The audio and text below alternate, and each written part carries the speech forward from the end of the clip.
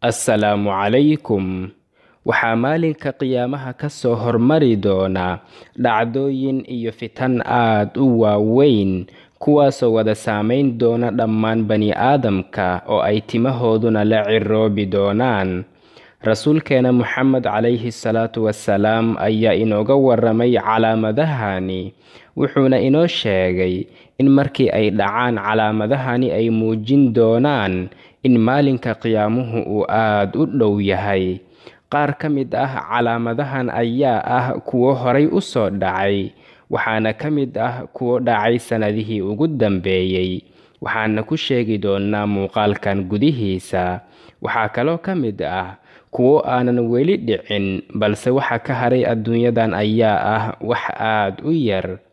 Waxaan muuqaalkan gudihiisa idinkugu soo gudbin doonaa kuwa ugu muhiimsan ama ugu waaweyn calaamadaha qiyaamaha, kuwaasoo in ay imaan doonaan uu noo sheegay rasuulkeena Muxamed calayhi salaatu wassalaam. Waxaana daliil uga keeni doonaa qur'aanka kariimka ah iyo axaadiistaba. Daawasho wacan.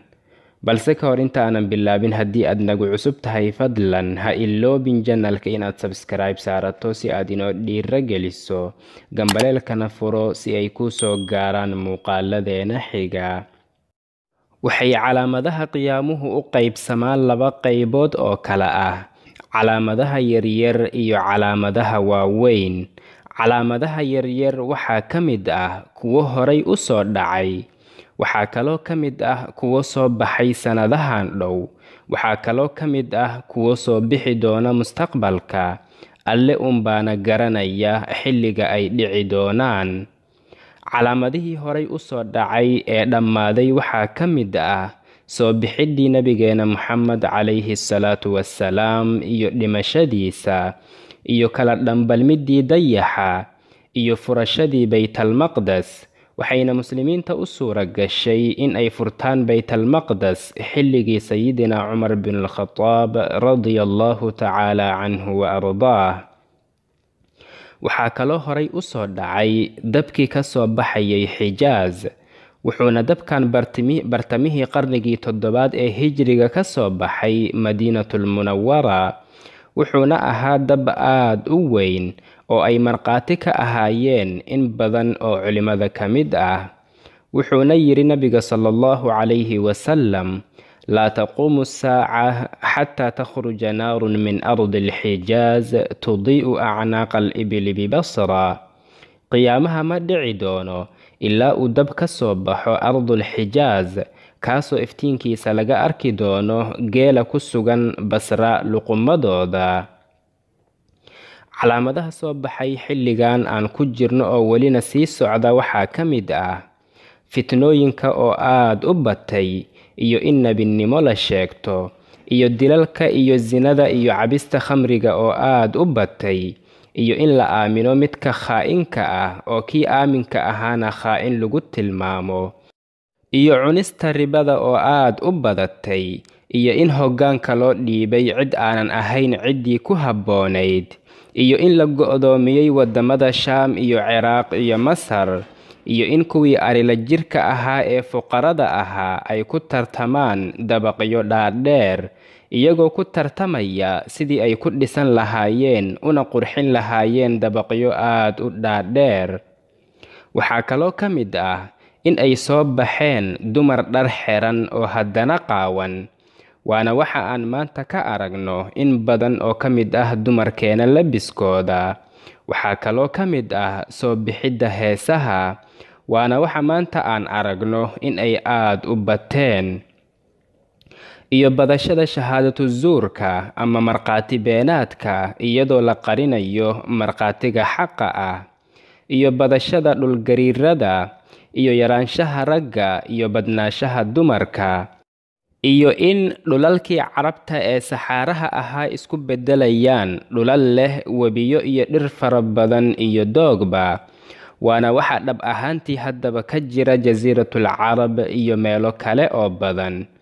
Wuxuu yidhi rasuulku sallallahu calayhi wasallam: laa taquumu الساعة حتى يقبض العلم وتكثر الزلازل ويتقارب الزمان وتظهر الفتن ويكثر الهرج وهو القتل حتى يكثر فيكم المال فيفيض. wuxuu rasuulku sala allahu calayhi wasalama noo sheegay in qiyaamaha uusan dhici doonin ilaa cilmiga laga qaadi doono oo dad juhalo ah isku soo hari doonaan, oo sidoo kale dhulgariiradu ay badan doonaan, iyo in xilliyadu ay aad isugu dhowaan doonaan, iyo in ay soo bixi doonaan fitnooyin fara badan, iyo in ay badan doonaan dhibka iyo dilka. waxaa dhexdeena si aad ah ugu badan doona maalka ama dhaqaalaha. waxaa ka haray calaamadaha qiyaamaha kuwooda yaryar waa calaamado hadda kadib soo bixi doona, waxaana ka mid ah in uu engegi doono webiga Furaat oo kadibna dhexdiisa lagu arki doono buur ka samaysan dahab, iyo in magaalada Qustantiniya hub la'aan la furan doono, iyo in ay dagaalami doonaan muslimiinta iyo Yahuudda oo kadibna muslimiintu ay ka guulaysan doonaan, iyo weliba burburinta Kacbada. waxaa rasuulka sallallahu calayhi wasallam laga wariyay in uu yidhi: laa taquumu الsaaca xataa yaxsula alfuraatu can jabalin min dahab yaqtatilu الnaasu calayh fayuqtalu min kulli 199 wayaquulu kullu rajulin minhum lacallii akuunu ana aladii anjuu. wuxuu rasuulku sala allahu calayhi wasalama noo sheegay in qiyaamuhu uusan dhici doonin ilaa buur ku dhex taalla webiga Furaat ay isku beddeli doonto dahab, oo kadibna dadku ay isku layn doonaan ilaa 100 qofoodba 99 ka mid ah la dili doono, iyadoo qof walbana uu isleeyahay aad noqotid qofka badbaadi doona. dhammaan calaamadaha aan soo sheegnay ma ahan calaamado lagu tiriyo calaamadaha waaweyn ee qiyaamaha. dhab ahaantii calaamadaha waaweyn ee qiyaamaha waa kuwo halis badan. waa dhacdooyin aad u waaweyn oo aad u daran oo aysan awood u lahayn bani aadamka iyo keyrkoodba. haddii mid ka mid ah ay soo baxdana waxay noqon doonaan kuwo isku xigxiga oo isa soo raaca sida tusbax xarigga laga gooyay oo kale. haddii ay bilowdaan dhacdooyinkooda waxay caddaynayaan in uu aad u dhow yahay maalinka qiyaamaha, wuxuuna maalinka qiyaamuhu si toos ah ugu xigi doonaa calaamadahan soo socda. waana 10 calaamadood oo lagu sheegay xadiiskan soo socda, waana sharxi doonaa insha Allah. عن حذيفة بن أسيد الغفاري قال: اطلع النبي صلى الله عليه وسلم علينا ونحن نتذاكر فقال: ما تذاكرون؟ قالوا: نذكر الساعة. قال: إنها لن تقوم حتى ترون قبلها 10 آيات. فذكر الدخان والدجال والدابة وطلوع الشمس من مغربها ونزول عيسى بن مريم عليه السلام ويأجوج ومأجوج و3 خسوف، خسف بالمشرق وخسف بالمغرب وخسف بجزيرة العرب، وآخر ذلك نار تخرج من اليمن تطرد الناس إلى محشرهم. xudayfa allaha ka raali noqdee waxaa laga wariyey in uu yidhi: maalin baa inagoo ka sheekaysanayna qiyaamaha waxaa nagu soo baxay nebiga sala allahu calayhi wasalam. markaas buu nagu yidhi: maxaad ka sheekaysanaysaan? waxay dhaheen: waxaan ka sheekaysanaynaa qiyaamaha. wuxuu yidhi: qiyaamuhu ma dhici doono ilaa aad ka aragtaan 10 calaamadood ka hor inta aysan dhicin. wuxuuna sheegay addukhaan ama qiiqa iyo dajaalka iyo daabadda, iyo in qorraxdu ay ka soo bixi doonto halkii ay u dhacdo, iyo soo degista nabi ciise calayhi salaam, iyo ya'juuja wa ma'juuj, iyo weliba 3 khasfi. khasfigu waa in waxyaabaha dhulka dushiisa saaran ay galaan dhulka gudihiisa oo uu dhulku la go'o. 3 khasfi mid wuxuu ka dhici doonaa bariga, midna wuxuu ka dhici doonaa galbeedka, midna wuxuu ka dhici doonaa jasiiratul carab. waxaana ugu dambayn doona dab ka soo bixi doona Yaman oo dadkana u kaxayn doona maxsharkooda. haddana waxaan sharxi doonaa kuwa ugu muhiimsan calaamadahaasi. ugu horrayn, soo bixidda masiixu dajaalka waxaa lagu tiriyaa in uu yahay fitnada ugu daran ee dunida soo mari doonta. waxaan Allah subxaanahu wa tacaala ka baryaynaa in uu naga badbaadiyo fitnadiisa haddii ay dhacdo inta aynu nool nahay. waxay dhammaan nebiyadu ummadahooda uga digi jireen fitnada masiixu dajaalka. nabigeennana sallallahu calayhi wasallam wuxuu noogu baraarujiyey xadiisyo badan. wuxuu masiixu dajaal kula imaan doonaa awoodo waaweyn oo aad u layaab badan. wuxuuna sheegan doonaa in uu soo noolaysiinayo kuwii dhintay si uu dadka ugu fitneeyo. waxaana ku kedsoomi doona oo raaci doona dad aad u tiro badan.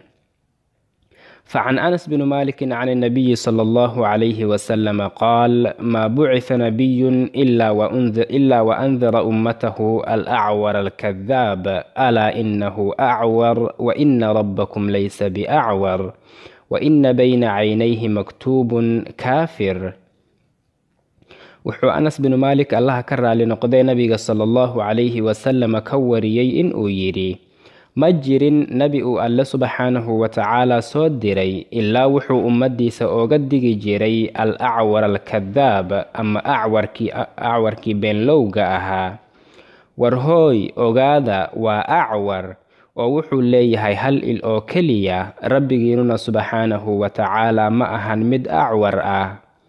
sidoo kale dajaalka waxaa wejigiisa ugu qoran kaafir.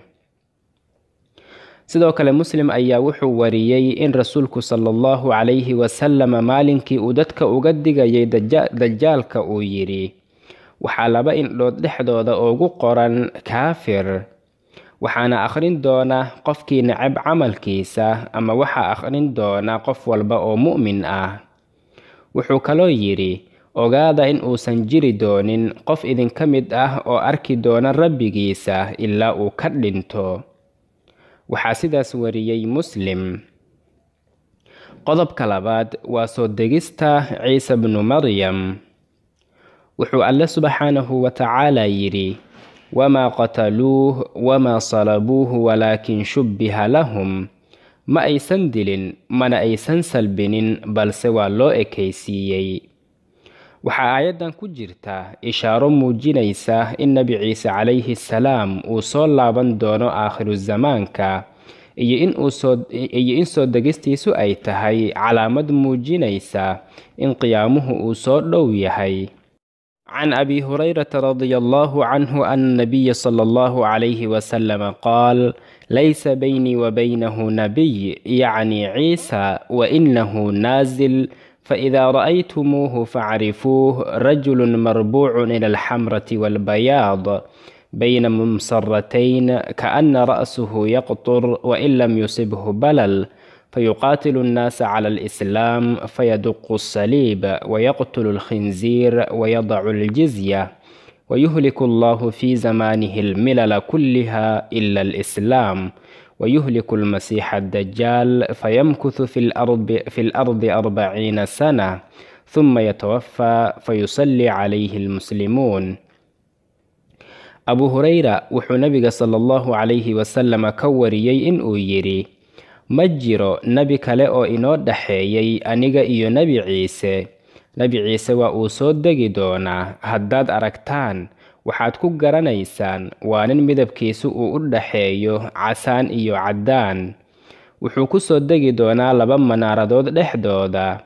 wuxuu kaloo Nebiga sallallahu calayhi wasallam xadiiskan dhexdiisa ku sheegay in Nabi Ciise calayhi salaam uu la dagaalami doono gaalada oo saliibkana uu burburin doono, wuxuuna dili doonaa doonfaarka, wuxuuna Alle subxaanahu wa tacaala xilligiisa baabi'in doonaa dhammaan diimaha markii laga reebo diinta Islaamka, wuxuuna dili doonaa masiixu dajaalka. kadibna wuxuu dhulka joogi doonaa 40 sano. intaas kadibna waa uu dhiman doonaa, waxaana ku tukan doonaan muslimiinta. soo bixidda Ya'juuj wa Ma'juuj. wuxuu yiri Alle subxaanahu wa tacaala: حتى إذا فتحت يأجوج ومأجوج وهم من كل حدب ينسلون واقترب الوعد الحق فإذا هي شاخصة أبصار الذين كفروا. wuxuu alle subxaanahu wa tacaala noo sheegay in ya'juuj iyo ma'juuj markii albaabka laga soo furo ay soo bixi doonaan iyagoo degdegaya oo u degdegaya fasahaadka, waxayna taasi calaamad u tahay in uu soo dhowaaday maalinkii lagu madalsanaa oo ah maalinka qiyaamaha. markaasoo kuwa beeniyey maalinka qiyaamaha argagaxa ku dhici doona awgii indhahoodu ay taagmi doonaan oo ay joojin doonaan miriglaynta. sidoo kale wuxuu nabiga sallallahu calayhi wasallam yidhi wuxuu alle subxaanahu wa tacaala soo fasixi doonaa ya'juuj iyo ma'juuj iyagoo degdegaya oo taag walba ka soo hoobanaya. markaas baa kuwooda ugu horeeya waxay soo mari doonaan badda loo yaqaano tabariya, waxayna wada cabi doonaan biyaheeda. kadibna waxaa soo mari doona kuwooda ugu dambeeya, waxayna dhihi doonaan halkan waxay ahayd meel mar ay biyo mari jireen. waxay tani ku muujinaysaa tirabadnidooda iyo waxbaabi'intooda. dulqarnayn ayaa horay u xabisay oo darbi adag ku wareejiyey, iyaguna waxay maalin walba isku dayaan inay ka soo baxaan, balse ma awoodaan in ay ka soo baxaan ilaa uu alle subxaanahu wa tacaala u oggolaado in ay soo baxaan. soo bixidda daabadda waa daabad ku socota 4 lugood, waxayna u eg tahay jirjiroolaha oo kale, balse waa mid xajmi ahaan aad uga weyn. waxyaabaha kale ee ay la gaarka tahay waxaa ka mid ah in garka ay ku leedahay timo aad u badan.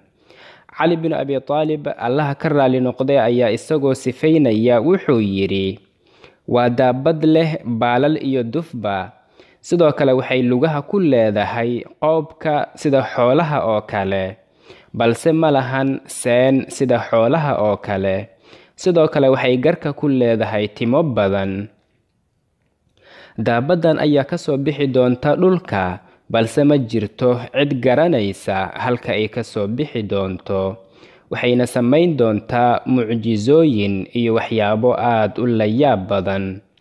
dadka ayay la hadli doontaa, waxayna fahmi doontaa hadalkooda, waxayna wada mari doontaa dhammaan dadka.